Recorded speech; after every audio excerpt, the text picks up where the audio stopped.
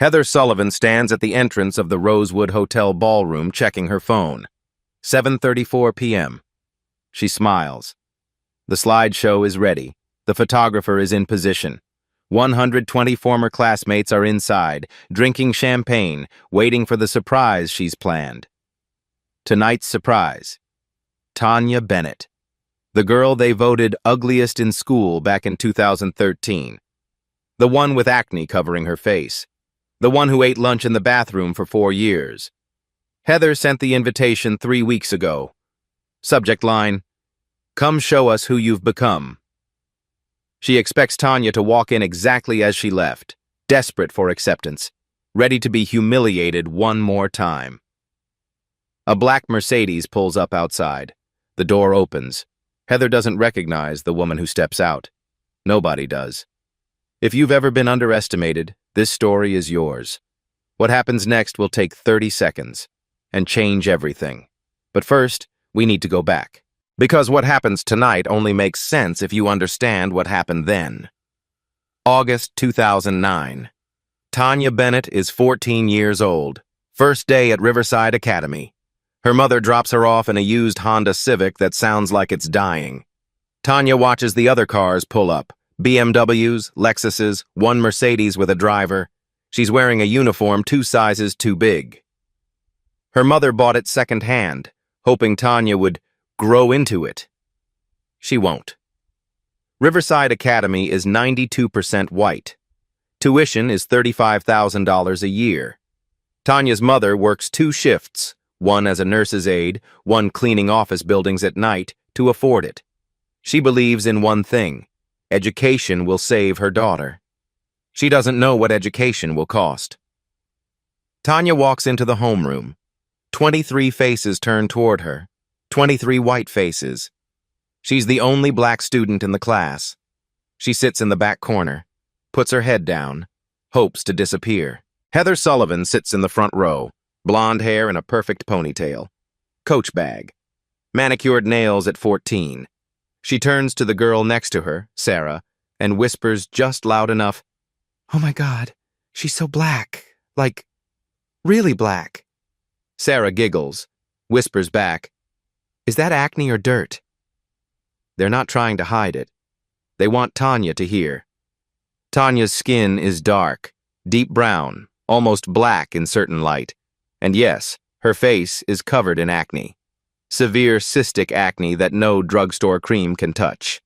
She doesn't know it yet, but it's hormonal, treatable. Her mother can't afford the dermatologist. She's also 30 kilograms overweight. Her hair, natural, tightly coiled, is pulled back in a ponytail she did herself that morning. No products, no shaping, just a rubber band and hope, and her teeth. She has an overbite. Her 2 front teeth jut forward slightly. Kids will later call it buck teeth. Heather will call it worse. Tanya looks down at her desk. She's already learned the first rule of Riverside Academy. Make yourself small. So small nobody notices. But Heather notices everything. September comes. Cafeteria. Lunch period. Tanya sits alone at a table in the corner. She brought lunch from home. Peanut butter sandwich. Apple. She's learned not to buy cafeteria food. It's expensive. $12 for a salad her mother could make for 2. Heather and her group, 5 girls, all blonde or brunette, all thin, all expensive, walk past. Heather's carrying a chocolate milk. She stops. "Hey, you're Tanya, right?" Tanya looks up, surprised. Nobody's spoken to her in 3 weeks except teachers. "Yeah." Heather smiles. "Welcome to Riverside." Then tips the chocolate milk, pours it over Tanya's head. The cafeteria erupts, 100 students laughing, pointing, filming on phones. Chocolate milk drips down Tanya's face, into her eyes, soaking her uniform. Heather leans close, whispers, "Now you match." A teacher, Mr. Peterson, walks over. "Girls, that's enough." Not "Heather, apologize." Not "Come with me to the principal's office." Just, "That's enough." Heather walks away laughing. Tanya sits there, milk dripping from her hair, while 100 students film her. Later, the video appears on Facebook. Caption: "The new girl got a makeover." 300 likes. 57 comments. Tanya reads every single one. She never eats in the cafeteria again. By October of sophomore year, someone creates a Facebook group, Riverside Rejects. The profile picture is Tanya's yearbook photo from freshman year. She's tried to smile, but the acne makes her self-conscious. She's hiding behind her hair. The caption underneath: "Find the difference. Trash or Tanya?" 247 students join the group. 247. Out of 350 total at Riverside. The comments stack up. "She's the ugliest thing I've ever seen. Why is she even here? Send her back to the zoo. I didn't know gorillas could afford private school." Tanya reports it to Facebook. The group is removed. It reappears the next day under a new name, Riverside's Biggest Mistake. She reports it to Principal Whitman. He calls her into his office. "Tanya, I understand you're upset, but social media is outside our jurisdiction. Have you considered that maybe, if you tried to fit in more, these things wouldn't happen?" She stares at him. "Fit in how?" He shifts in his chair. "You know, be friendlier, smile more, join activities." He doesn't say what he means, but Tanya hears it. Be less black, be less visible, be less you. She leaves his office, walks directly to the second-floor bathroom, locks herself in the furthest stall, and cries until the final bell rings. From that day forward, she eats lunch in that stall, every single day, for the next 3 years. March of junior year arrives. Heather walks up to Tanya's desk, leans down, smiles sweetly. "Hey, Tanya." "Hey, there's this guy, Brad, from the football team. He thinks you're cute. He wants to take you to prom." Tanya looks up, doesn't believe it, but also wants so badly to believe it. "Really?" Heather nods. "Really. He's kind of shy, so he asked me to ask you. He said to meet him Friday at 7, the Marriott downtown. He'll have your ticket." Tanya's heart races. She hasn't been invited to anything in 2 years. "Okay. Tell him yes." Friday comes. Tanya borrows a dress from a cousin. Her mother drives her to the Marriott, drops her off at 7. "You look beautiful, baby." Tanya walks into the lobby, stands there, waiting. 7:15. No Brad. 7:30. Still waiting. 8 o'clock. She calls her mother, asks to be picked up. Monday morning, she walks into school. There's a photo taped to her locker. It's her, standing in the Marriott lobby, alone, in the dress. Caption: "Who would go with that?"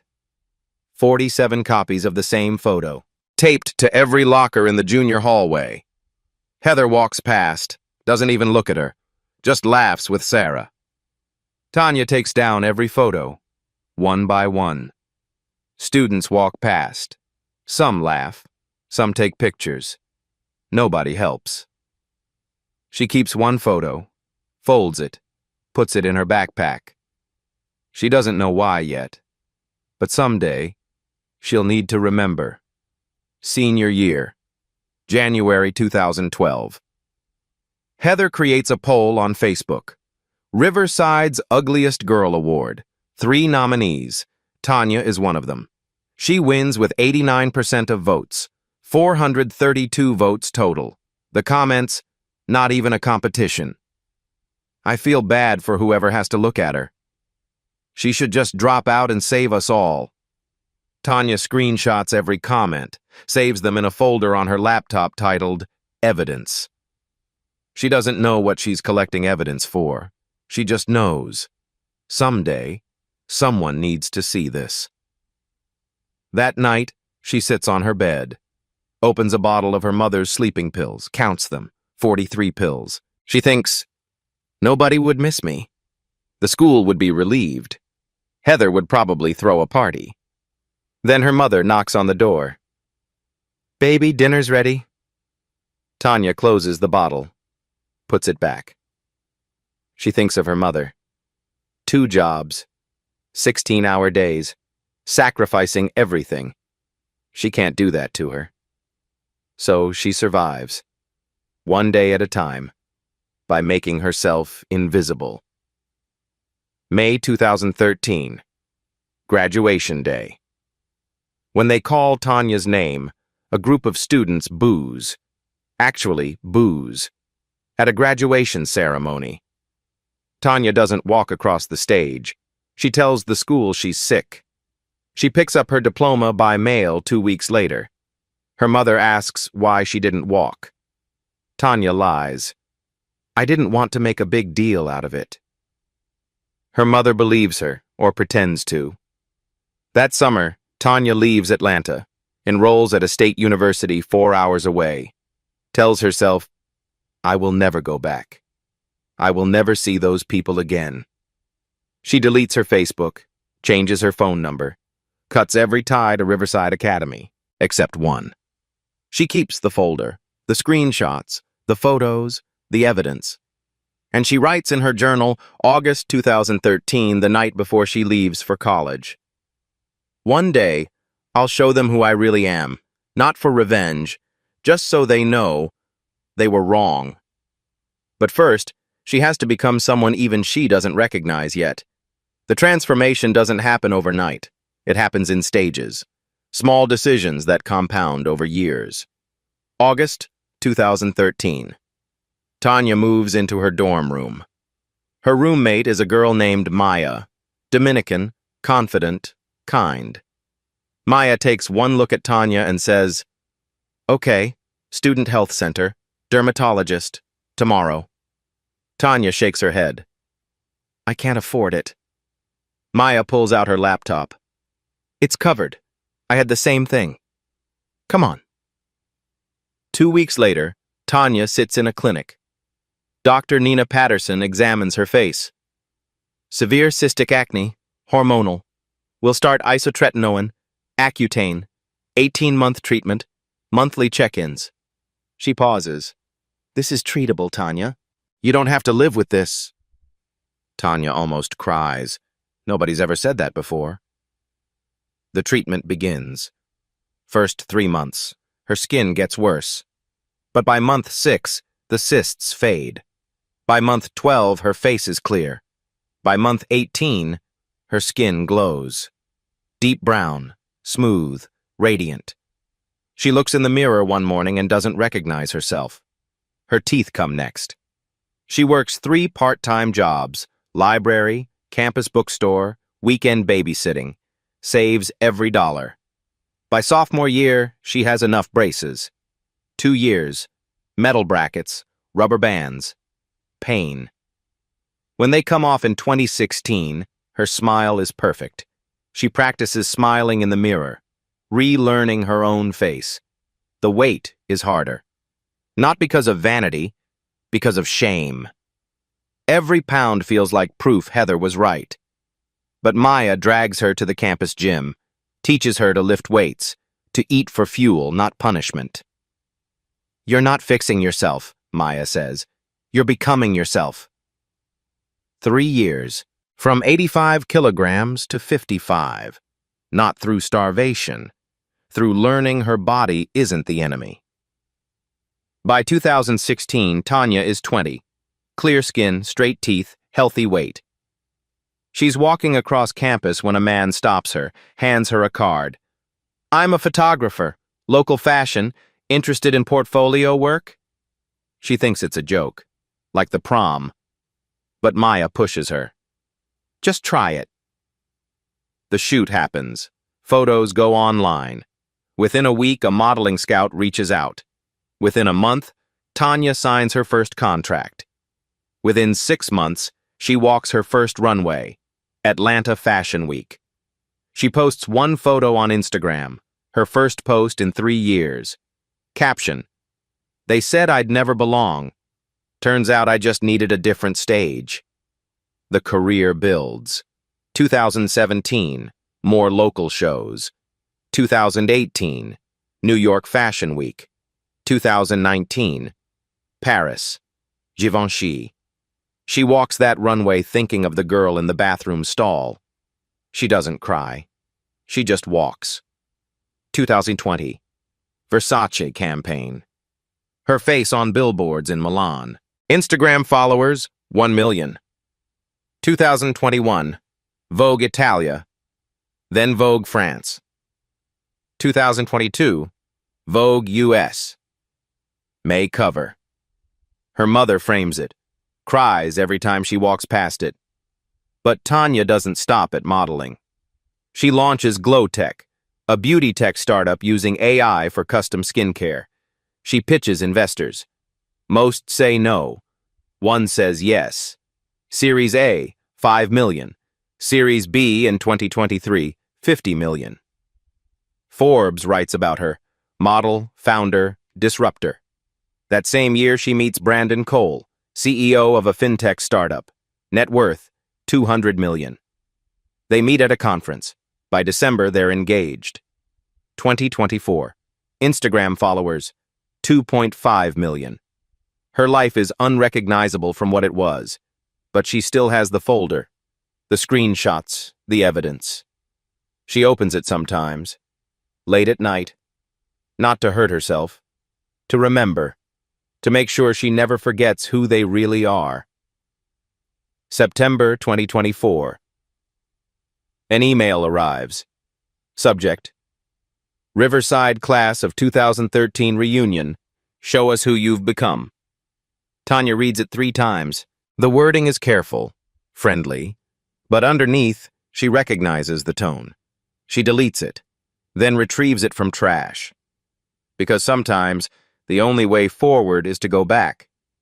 The email sits in her inbox for 3 days. She doesn't open it again. Don't delete it. Just lets it sit there. Waiting. On the 4th day, she calls Jordan Hayes. They went to Riverside together. Jordan never participated in the bullying, but she never stopped it either. She was the girl who smiled sadly at Tanya in the hallways, who mouthed, "I'm sorry," when Heather poured the milk, who did nothing. After graduation, Jordan became a journalist, investigative reporting for a small Atlanta publication called The Atlanta Voice. 2 years ago, she reached out to Tanya, apologized, said she'd been a coward, asked if they could talk. Tanya said yes, not because she forgave her, because she recognized something in Jordan's voice, guilt that wouldn't let go. Now Jordan picks up on the first ring. "Tanya, hey, I got an invitation to the reunion." Silence on the other end. Then, "Don't go." "Why?" "Because I've been following the planning committee. It's Heather. She's organizing it." "So?" "So I hacked into their group chat." Tanya sits up. "You what?" "I'm a journalist. I have sources. Look, I'll send you the screenshots.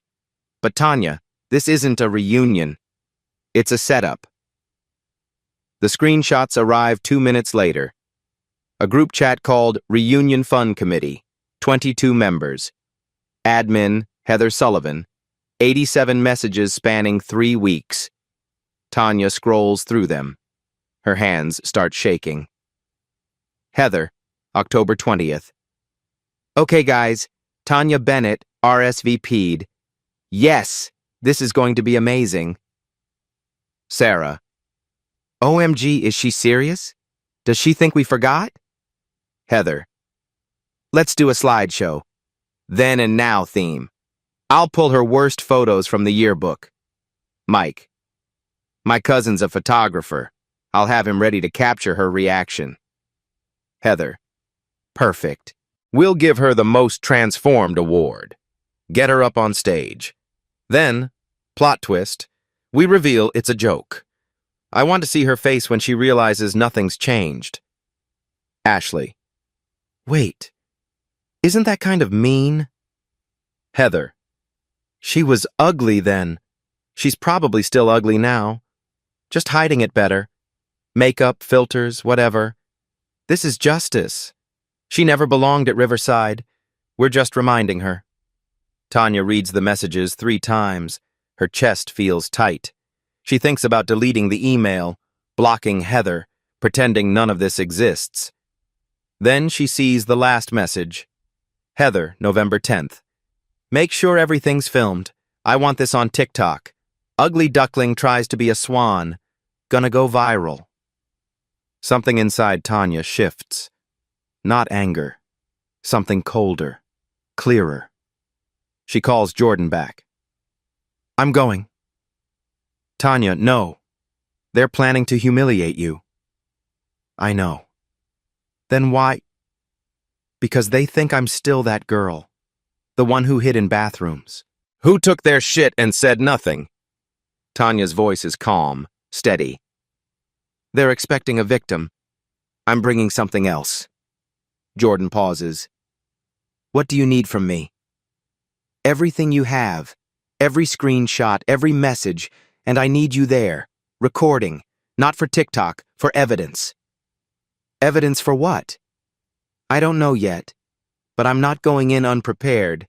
Not this time. She hangs up, opens her laptop, creates a new folder, titles it, Riverside 2024.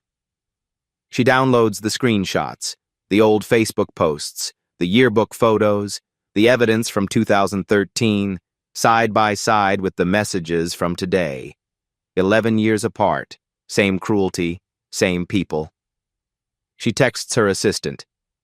November 15th, 7 p.m. I'll need the car, and tell Brandon I'll meet him at 9. This won't take long. Then she opens her closet, pulls out the black Versace dress, the one she wore to Milan Fashion Week, the one that made photographers stop shooting other models just to watch her walk. She holds it up to the light. Heather wants a show. She's about to get one. November 15th, 2024. 7:34 p.m.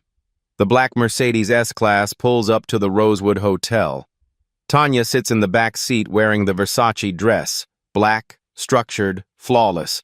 Her makeup is perfect. Her hair, natural curls, shaped by a stylist who flew in from New York. Diamond bracelet, Cartier, a gift from Brandon. Her assistant Maya sits beside her. Ms. Bennett, we can still leave. Tanya checks her reflection. I know. Then why? Because they need to see. The driver opens the door. Red-soled Louboutins hit the pavement. Tanya stands, takes one breath. Maya hands her a clutch. Your phone's recording. Jordan's inside with press credentials. Good. Tanya walks toward the entrance. Every step is deliberate. Shoulders back, head high. This is not someone returning to face her past. This is someone who already won. Inside, she hears music, laughter, people who peaked in high school trying to relive it. She pushes open the ballroom door. Everyone turns. Nobody recognizes her. The ballroom is decorated in Riverside colors, blue and gold. A banner reads, Class of 2013, 11 years later. 120 people. All in cocktail attire, all drinking champagne, all white except 3, a Latino couple and Jordan in the back, filming. When Tanya walks in, conversations pause. Heads turn. Not recognition. Curiosity. A woman near the door whispers, Who is that? Her husband shrugs. Someone's wife? She looks like a model. Probably hired entertainment. Tanya walks to the bar, orders champagne. Her voice is warm. Thank you. The bartender stares 3 seconds too long. She's used to it. She turns, surveys the room, sees Sarah, Heather's best friend, still blonde, still thin. Mike, gained weight, receding hairline, and Heather, standing by the slideshow, holding court, still beautiful, still blonde, white dress, expensive, but not haute couture. Heather glances toward the bar, sees Tanya. Her eyes pass over. No recognition, just curiosity. They think she's someone's +1. Tanya sips champagne. The moment tastes like vindication. Heather approaches. Smiling, networking smile. Hi, I'm Heather Sullivan. I'm the reunion organizer. She extends her hand. Are you someone's guest? Tanya looks at the hand. Don't take it. Lets the silence stretch. 2 seconds. 3. Heather's smile falters. Then Tanya speaks, steady, clear. Hi, Heather. It's me. Tanya Bennett. Heather's face freezes. The champagne glass stops midair. Her mouth opens. No sound. Sarah, 3 feet away, turns. Wait. What? Tanya Bennett? Mike. No fucking way. Conversations stop. One by one. Like dominoes. Someone drops their phone. Screen cracks. Heather's face cycles through emotions. Confusion, disbelief, recognition, horror. You're not... Tanya tilts her head. Not what? You don't look... Like myself? I know. A lot can change in 11 years. 10 seconds. The silence is absolute. 120 people holding their breath. 15 seconds. Someone pulls out their phone, types Tanya Bennett, stares, looks up, back at the screen. Color drains. 20 seconds. Sarah grabs her phone, opens saved yearbook photos. Tanya freshman year, acne, overweight, hiding. She holds it up, compares it to the woman in front of her, whispers, "Oh my God, it is her." 25 seconds. The whisper spreads. It's her. Actually her. How? 30 seconds. Heather's glass slips, falls, shatters. Glass and liquid everywhere. She doesn't move, just stands there, staring. Tanya breaks the silence, gentle, almost sympathetic. It's been a while. You look the same. The sentence lands like a blade. The room erupts. Phone's out. Everyone is Googling. Mike's voice, loud. Holy shit. Guys, she's a supermodel. She's on Vogue. Someone else. 2.5 million Instagram followers. Degram. And Sarah, scrolling. Forbes. Glowtech founder Tanya Bennett raises 50 million Series B. Another voice. 50 million? The energy shifts. Not curiosity, shock, fear. People approach. Tentative, like approaching celebrities. A woman. Tanya, you look incredible. Brad, the prom fake-out. I always thought you were beautiful. People were immature. Tanya looks at him. You stood me up. At the Marriott. Posted my photo. 47 copies. Brad flushes. That was a misunderstanding. You posted it. He walks away. Sarah tries. High school was so long ago. We were kids. No hard feelings? Tanya sips champagne. No hard feelings. Just a good memory. Sarah's smile falters. She backs away. More try. Same script. We were young. Just jokes. I liked you. Tanya responds politely. Briefly, with just enough edge, she remembers everything. Heather stands by the slideshow, not moving, watching her reunion become someone else's coronation. Jordan films from the back. Everything. This isn't going on TikTok as a joke. Tanya's phone vibrates. She checks. Brandon calling. She smiles. Answers. Hi, babe. Voice softer, warmer.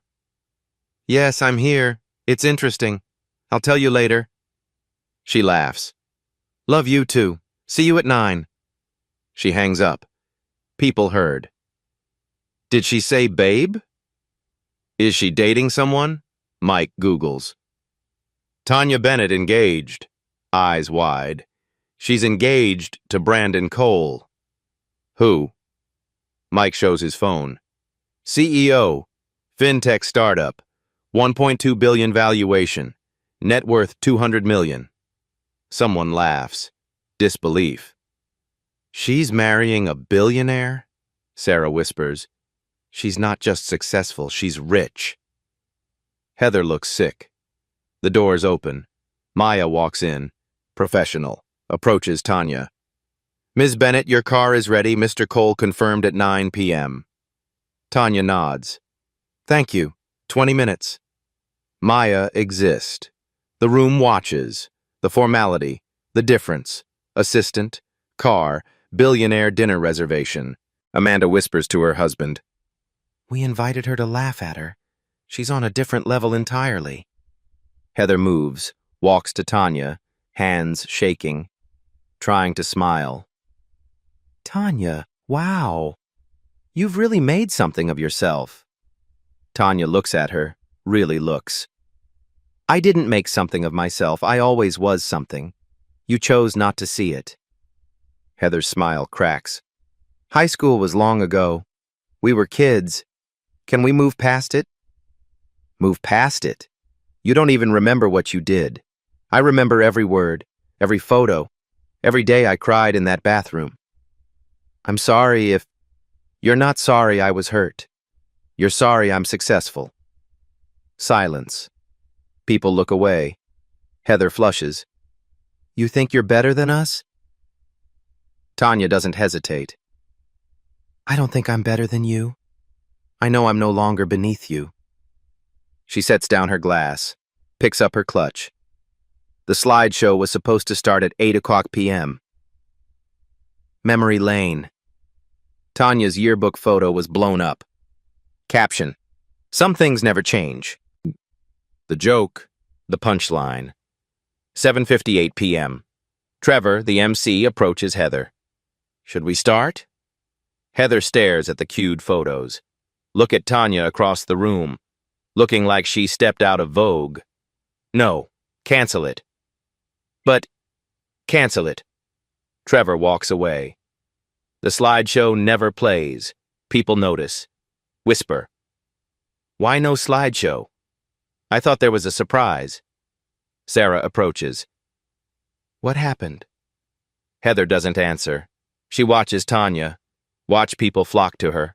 Ask for photos. About her career. Her startup. Her ring.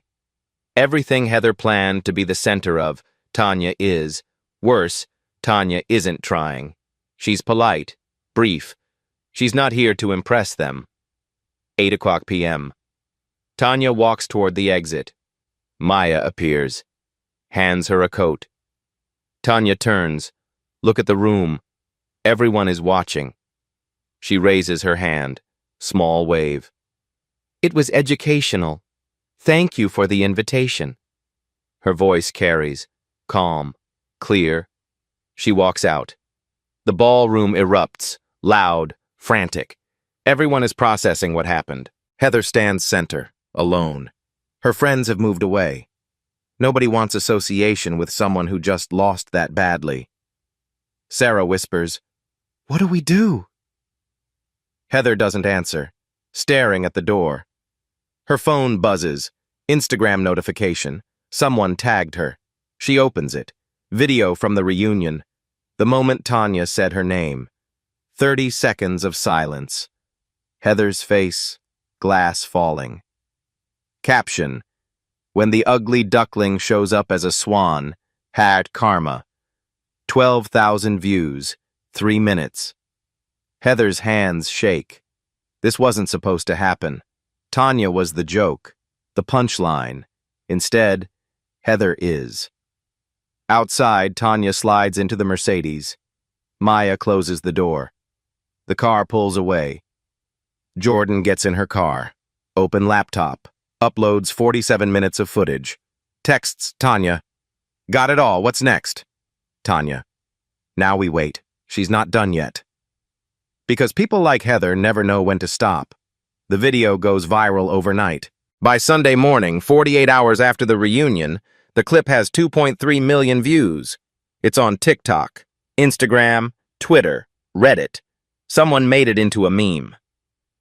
POV, you tried to humiliate your high school victim and she shows up as a literal supermodel. The comments stack up. This is the most satisfying thing I've ever seen. Heather's face when the glass drops. Iconic. I'm crying. Justice served cold. Heather wakes up to 300 notifications. Tags, mentions, DMs. Her Instagram is public.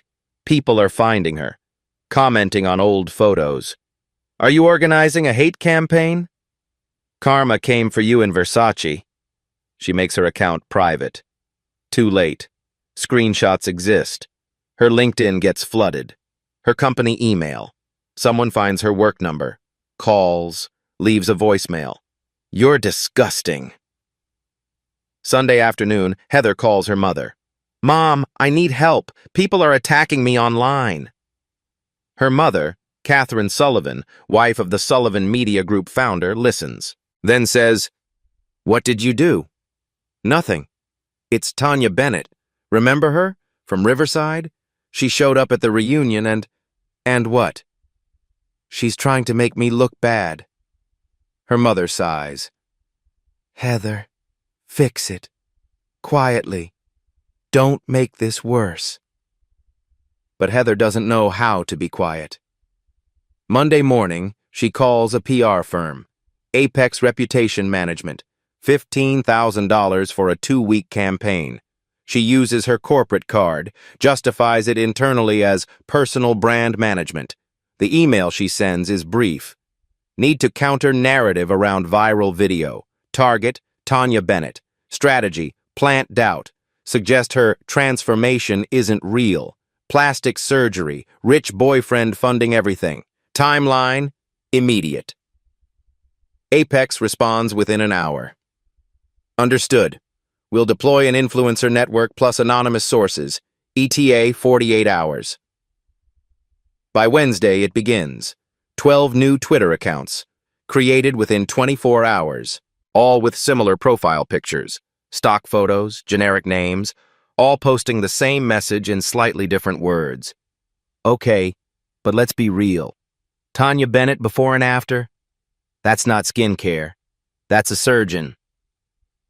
How does someone go from ugly duckling to supermodel without major work done? Asking for a friend. Sources say Tanya Bennett had full facial reconstruction. That's not a glow-up. That's money.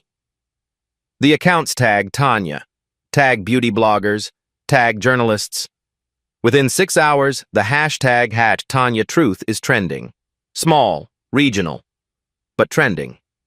Some of Tanya's followers start commenting, Wait, is this true? Did she have surgery? I'm confused. The doubt spreads.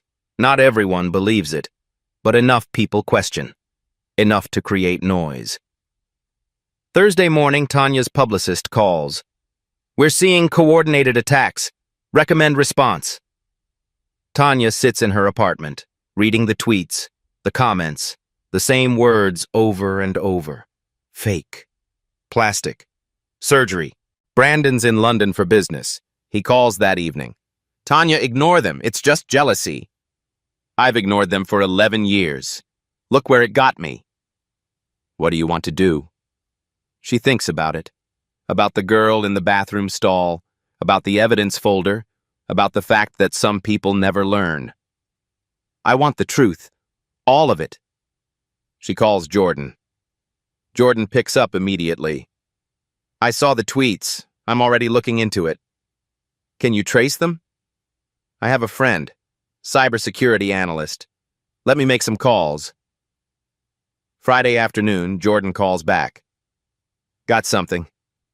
All 12 accounts were created the same day, same IP range, Atlanta area, and Tanya. 3 of them follow Heather Sullivan's private Instagram. Tanya goes quiet. Send me everything. The evidence arrives in her inbox 10 minutes later. Screenshots, timestamps, IP logs, not court-ready, but close enough. Tanya opens a new document. Start writing. That night, Heather gets a notification. Tanya Bennett posted on Instagram. First post since the reunion. Heather's stomach drops. She opens it. It's a photo, side by side. Tanya's yearbook picture from 2013. Tanya today. The caption is long, detailed, clinical. 11 years ago, I was voted ugliest girl at my high school. They said my skin was too dark, my face too ugly, that I didn't belong. Today, some people say my transformation is fake. So here's the truth. Receipts attached. Heather scrolls. Medical records. Redacted but verified. Dermatology treatment logs. Orthodontic records. Gym membership spanning 6 years. No cosmetic surgery. No facial reconstruction. Just time. Work. Healing. The post continues. I didn't change my face. I healed my skin. I didn't buy a new smile. I straightened my teeth. I didn't get rich off men. I built a company. And I didn't forget who tried to break me. I just stopped letting them. 1 million likes in 6 hours. The fake accounts go silent. Some delete. Others get reported, suspended, but Heather's email is still in the Apex reputation management system. And Jordan, through her cybersecurity friend, has a copy. And Jordan's about to publish it. Jordan Hayes doesn't sleep Friday night. She's in her apartment, laptop open, 3 monitors running. On one screen, the email from Apex Reputation Management to Heather Sullivan. On another, IP logs tracing the fake accounts. On the third, interviews she's been conducting for the past 6 days. Saturday morning, 6:00 a.m., the Atlanta Voice publishes her article. The headline, 8 More Voices, The Riverside Reckoning. The subhead, Tanya Bennett wasn't Heather Sullivan's only target. We found the others. The article opens with Tanya's story. But it doesn't end there. Jordan spent the week tracking down former Riverside students. People who left the Facebook groups, who graduated and never looked back, who changed their names on social media to avoid being found. She found 8 of them. 8 people willing to talk. Victim number 1, Maria Gonzalez, now 29, lives in Austin. I was the only Latina in my grade. Heather used to mock my accent every single day, called me illegal even though I was born in Atlanta. My parents are both doctors. She didn't care. To her, I was just the Mexican girl who didn't belong. Jordan includes a photo. Maria at 14, braces, school uniform, trying to smile. Maria now, engineer at a tech company, confident, thriving. Victim number 2, David Turner, 28, Boston. I'm white, but my family was poor, scholarship kid. Heather found out my mom worked as a school janitor. She told everyone I smelled like bleach. I started leaving cleaning supplies in my locker. I transferred sophomore year. Best decision I ever made. Victim number 3, Lisa Carter, 29, San Francisco. I'm Asian American. Heather used to pull her eyes back, make ching-chong sounds whenever I walked past. Did it in front of teachers. Nobody stopped her. One teacher laughed. I reported it to Principal Whitman. He said, "Kids tease each other. That's normal." I stopped reporting after that. Lisa's story includes a detail that makes Jordan's stomach turn. Lisa attempted suicide junior year. I was hospitalized for 3 days. The school never followed up, never investigated, just marked her absent and moved on. Victims number 4 through 8, similar patterns. A gay student, a Muslim student, a student with a visible birthmark, a student whose father was incarcerated, a student who gained weight after her mother died, all targeted by Heather or her group, all told by the administration that they were overreacting or needed to toughen up. All graduated or left with trauma they're still processing. Jordan's article doesn't just list their stories, it includes documents, email exchanges between parents and Principal Whitman, complaints filed and ignored, a pattern spanning 4 years, the kicker, financial records, public documents, Jordan found that the Sullivan family donated $500,000 to Riverside Academy in 2011. The same year, multiple complaints against Heather were filed. The same year, those complaints were quietly dismissed. Jordan writes, "This wasn't bullying. This was systematic targeting, enabled by institutional silence and financial incentive. Heather Sullivan had a pattern. Riverside Academy had a choice. Both failed." The article ends with a call to action. Riverside Academy has not responded to requests for comment. Principal Whitman, now retired, declined to be interviewed. Heather Sullivan's attorney provided a statement. Ms. Sullivan denies these allegations and maintains her Fifth Amendment rights regarding ongoing matters. By noon, the article has 50,000 shares. By evening, 100,000. The hashtag hashed Riverside accountability trends nationally. Not regional anymore. National. Organizations start responding. The NAACP Georgia chapter issues a statement.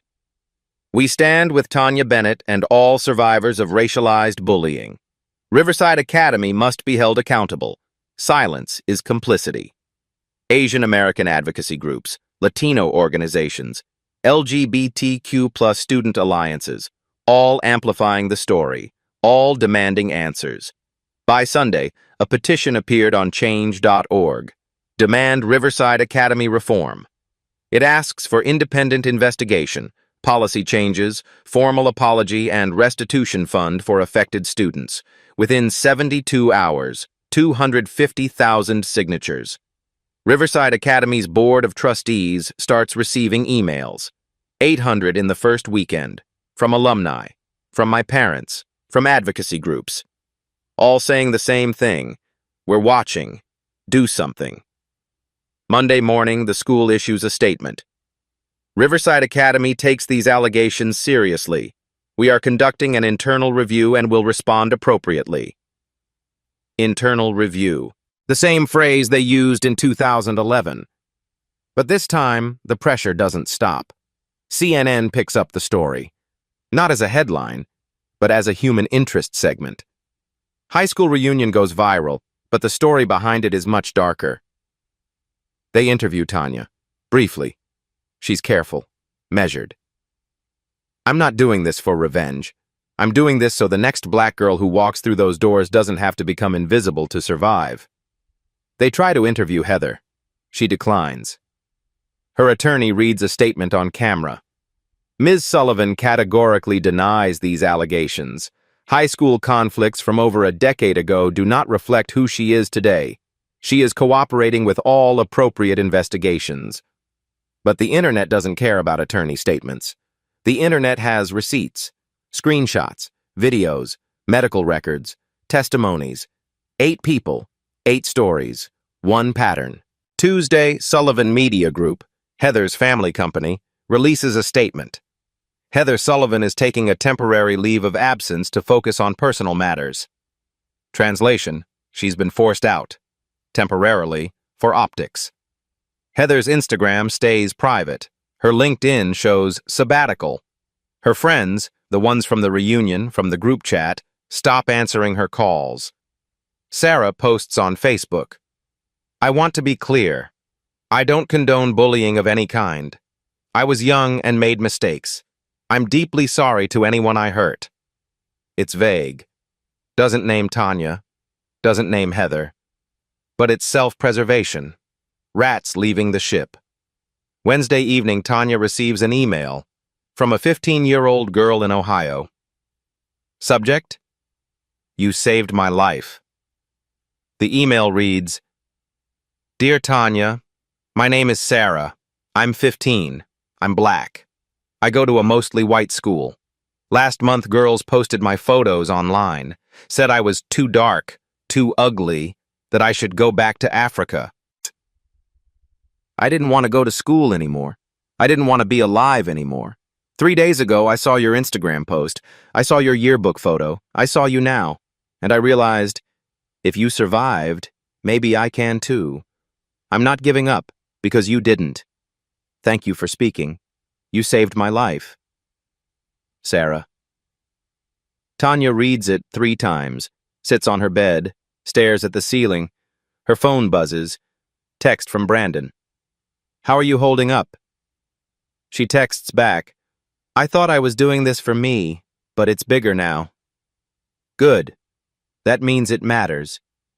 She opens her laptop. Look at the folder labeled Riverside 2024. Look at the evidence Jordan collected. The testimonies. The patterns. The trail that leads not just to Heather, but to something larger. And that's when Jordan calls with the discovery that changes everything. Jordan's call comes at 11:47 p.m., Wednesday night. Tanya's already in bed. She picks up anyway. "I found something."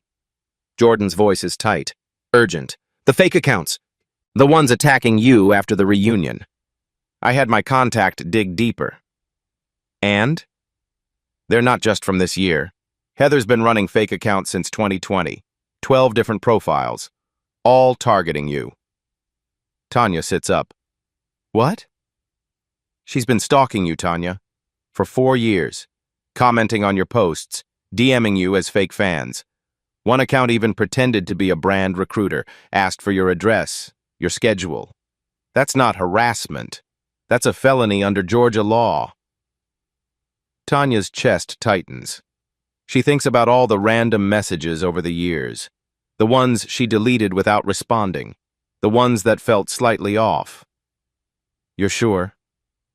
"I have the forensic report, IP addresses, device fingerprints, time stamps, all traced to Heather's work laptop at Sullivan Media. Tanya, this crosses the line. We can file criminal charges. Send me everything." Jordan hesitates.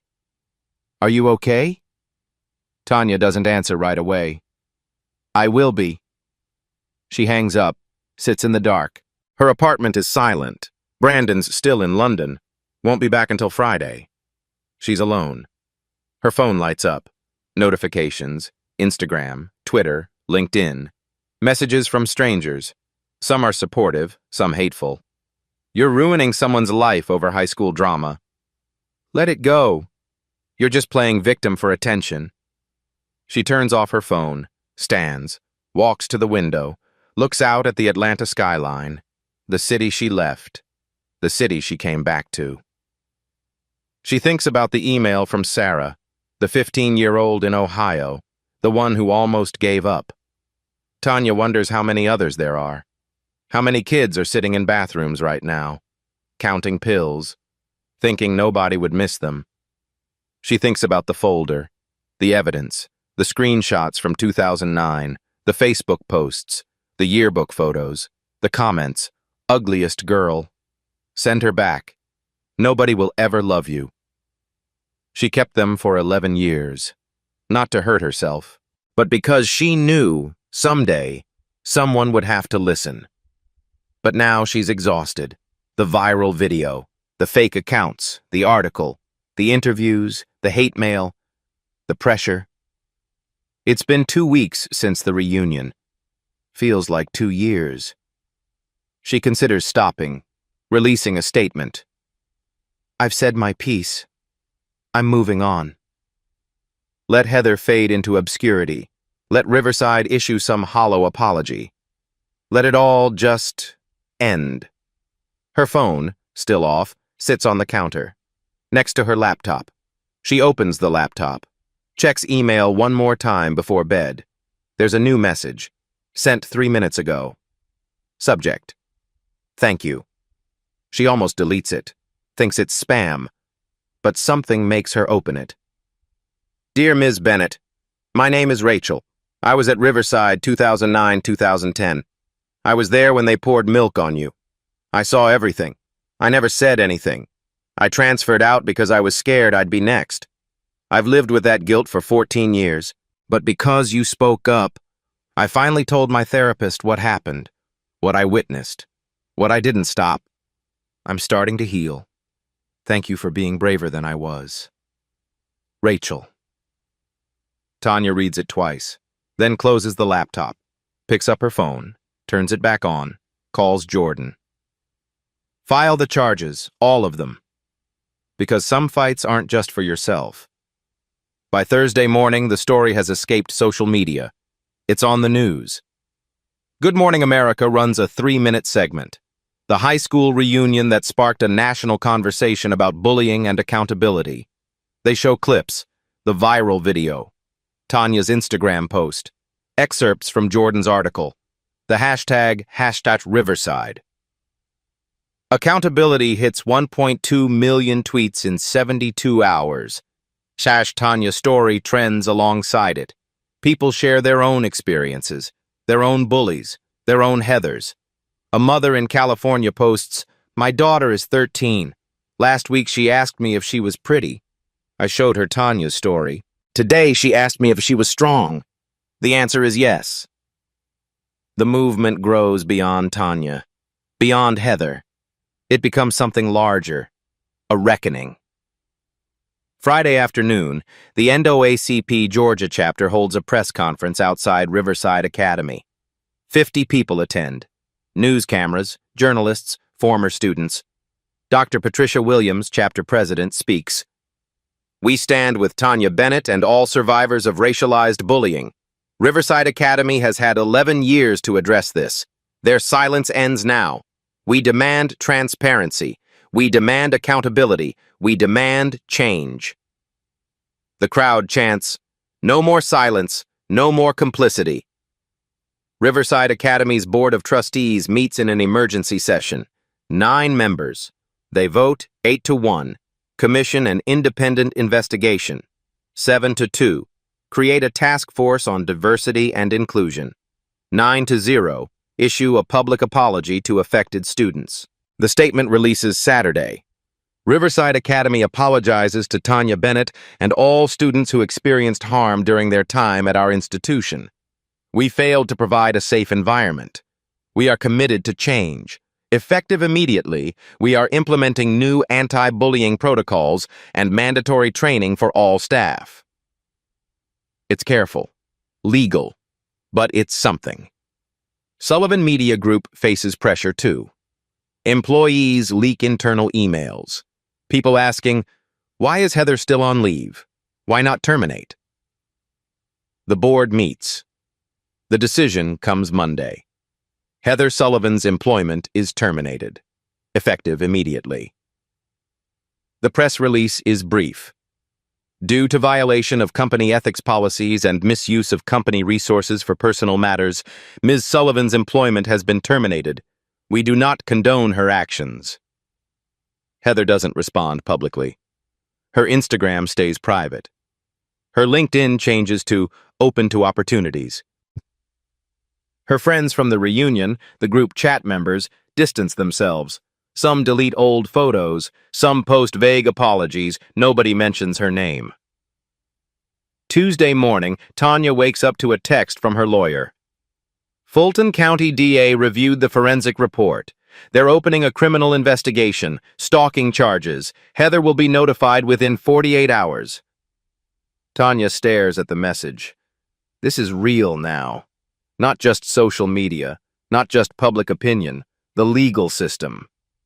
She texts back. Good. Because accountability isn't just a hashtag. Wednesday, 2:00 p.m. Jordan's cybersecurity contact, a woman named Alex Carter who specializes in digital forensics, sends the final report. 34 pages. Professional. Court-ready. The findings are damning. 12 fake accounts, all traced to the same IP address, 172.16.255418. Registered to Sullivan Media Group's office network. Device fingerprints match Heather Sullivan's work-issued MacBook Pro, serial number included. But it goes deeper than the post-reunion attacks.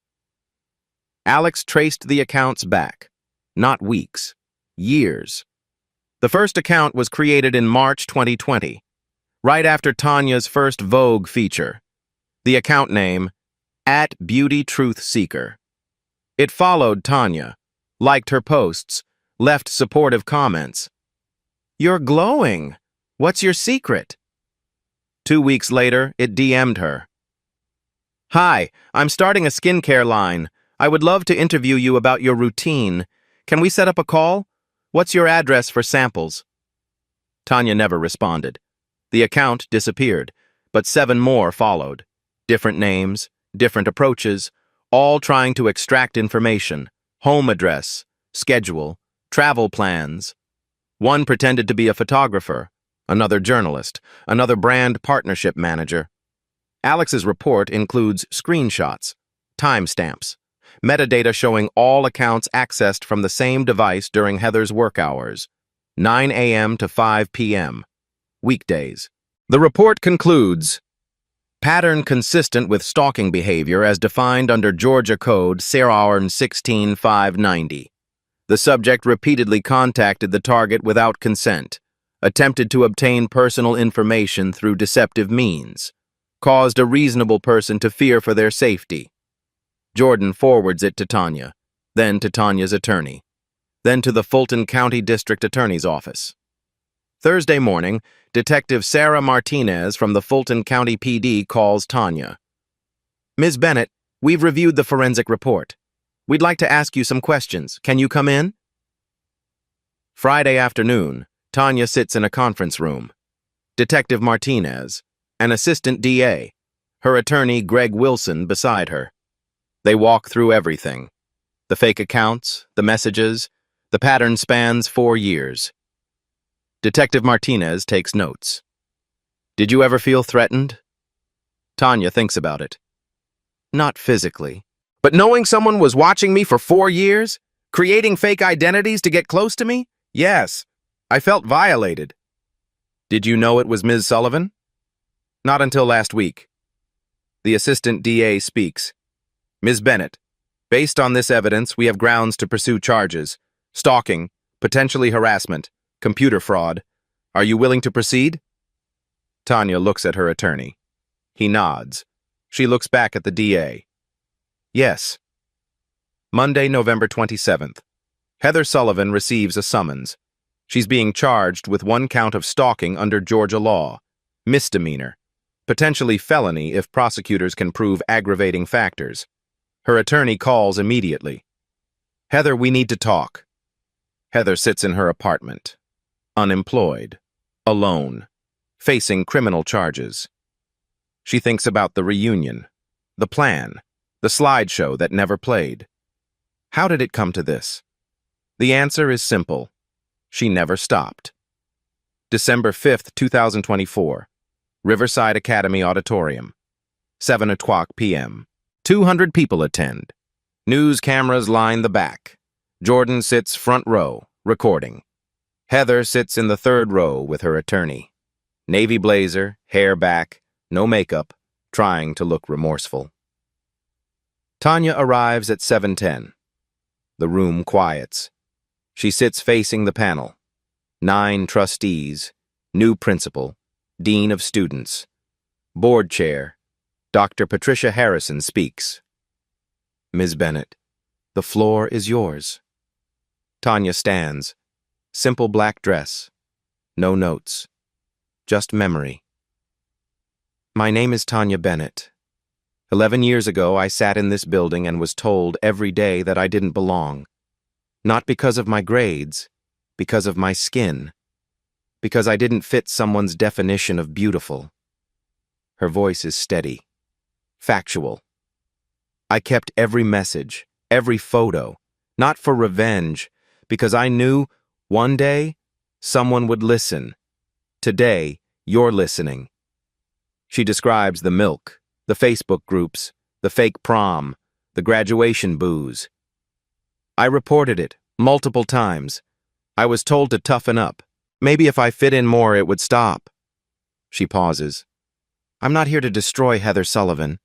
I'm here so the next black girl, the next different kid, doesn't have to become invisible to survive. 5 others speak. Maria, Lisa, David, similar stories. Same system. Heather's attorney reads, Ms. Sullivan declines comment and invokes her Fifth Amendment rights. Heather doesn't speak, doesn't apologize, just sits there. The board votes, 8-1. Heather permanently banned from alumni activities. 7-2. $2 million restitution fund. 9-0. Mandatory anti-bias training. Dr. Harrison reads, Riverside Academy failed these students. We acknowledge that failure. We commit to change. Not enough. Never enough. But something. Heather leaves through the side exit. No press statement. Tanya walks out front, gives one statement. I hope this is the beginning, not the end. 10 days later, the real ending arrives. December 15th. Sullivan Media Group releases a statement. Heather Sullivan's employment has been terminated effective immediately due to misuse of company resources for personal matters. She's gone. Officially. Tanya launches the Ugly Duckling Fund, scholarships for bullying survivors, especially students of color at private schools. $500,000 raised in 10 days. She posts one final message. They called me a monster. I became a masterpiece, not by changing who I was, but by refusing to let them define me. The comments flood in. Thousands. You saved my life. You gave me hope. Thank you. Tanya closes her laptop. Look at Brandon across the table. It's done. He smiles. No, it's just beginning. She's right, and so is he. If someone ever made you feel like you weren't enough, know this: you were always enough. They just couldn't see it. Share this story. Comment below. Let's make sure no one else has to fight this battle alone. Subscribe to Black Tales Stories if you believe every voice matters, because the most powerful transformation isn't physical. It's realizing you were always worthy.